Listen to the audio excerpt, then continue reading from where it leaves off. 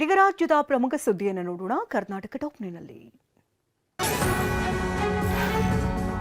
ಬೆಂಗಳೂರಿನಲ್ಲಿ ಶೂಗಳ್ಳರ ಹಾವಳಿ ಮಿತಿ ಮೀರಿದೆ. ಕೆಂಗೇರಿಯ ಎಸ್ಎಂವಿ ಲೇಔಟ್ನಲ್ಲಿ ಮಂಕಿ ಕ್ಯಾಪ್ನಲ್ಲಿ ಬಂದಂತ ಖರೀಮಾ ಬೆಲೆ ಬಾಳುವ ಶೂಗಳನ್ನು ಬ್ಯಾಗ್ಗೆ ತುಂಬಿಕೊಂಡು ಎಸ್ಕೇಪ್ ಆಗಿದ್ದಾನೆ. ಸದ್ಯ ಕೆಂಗೇರಿ ಹಾಗೂ ಜೆಪಿ ನಗರ ಪೊಲೀಸರು ಶೂಗಳ್ಳರಿಗಾಗಿ ಹುಡುಕಾಟ ನಡೆಸಿದ್ದಾರೆ. ನಿನ್ನೆ ಹುಬ್ಬಳ್ಳಿಯಲ್ಲಿ ನಡೆದಿದ್ದ ಮನೆ ಹಂಚಿಕೆ ಕಾರ್ಯಕ್ರಮಕ್ಕೂ ಮುನ್ನವೇ ಕಟೌಟ್ ಕುಸಿದು ಬಿದ್ದು 3 ಗಾಯಗೊಂಡಿದ್ದಾರೆ.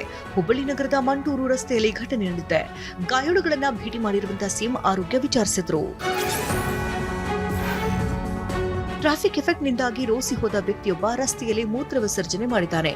ಬೆಂಗಳೂರಿನ ಚಂದಾಪುರದ ಫ್ಲೈಓವರ್ ಮೇಲೆ ಘಟನೆ ನಡೆದಿದೆ. ಕಾರಿನಿಂದ ಕೆಳಗಿಳಿದು ಮೂತ್ರ ವಿಸರ್ಜನೆ ಮಾಡಿರುವಂತಹ ವಿಡಿಯೋ ಭಾರಿ ವೈರಲ್ ಆಗಿದೆ.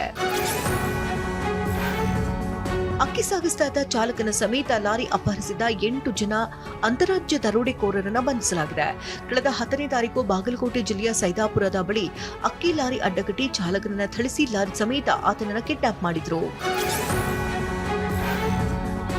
ಡಾಂಬರ್ ರಸ್ತೆ ನಿರ್ಮಾಣಕ್ಕೆ ಅರಣ್ಯಾಧಿಕಾರಿಗಳು ವಿರೋಧಿಸುತ್ತಿದ್ದಾರೆ ಅಂತ ಆರೋಪಿಸಿ ಗ್ರಾಮಸ್ಥರು ಪ್ರತಿಭಟನೆ ನಡೆಸಿದ್ದಾರೆ.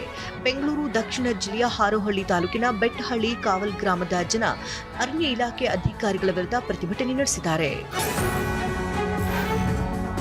ಮೈಸೂರು ಜಿಲ್ಲೆಯ ಟಿ ನರಸೀಪುರ ತಾಲೂಕಿನ ಬನ್ನೂರಿನಲ್ಲಿ ಅಂಬರೀಶ್ ಪುತ್ಥಳಿ ಅನಾವರಣ ಮಾಡಲಾಗಿದೆ. ಮಾಜಿ ಸಂಸದೆ ಸುಮಲತಾ ಪುತ್ಥಳಿ ಅನಾವರಣ ಮಾಡಿದ್ರು. ಪುತ್ರ ಅಭಿಷೇಕ್, ನಟ ವಿನೋದ್ ಪ್ರಭಾಕರ್ ಸಾಥ್ ಕೊಟ್ರು.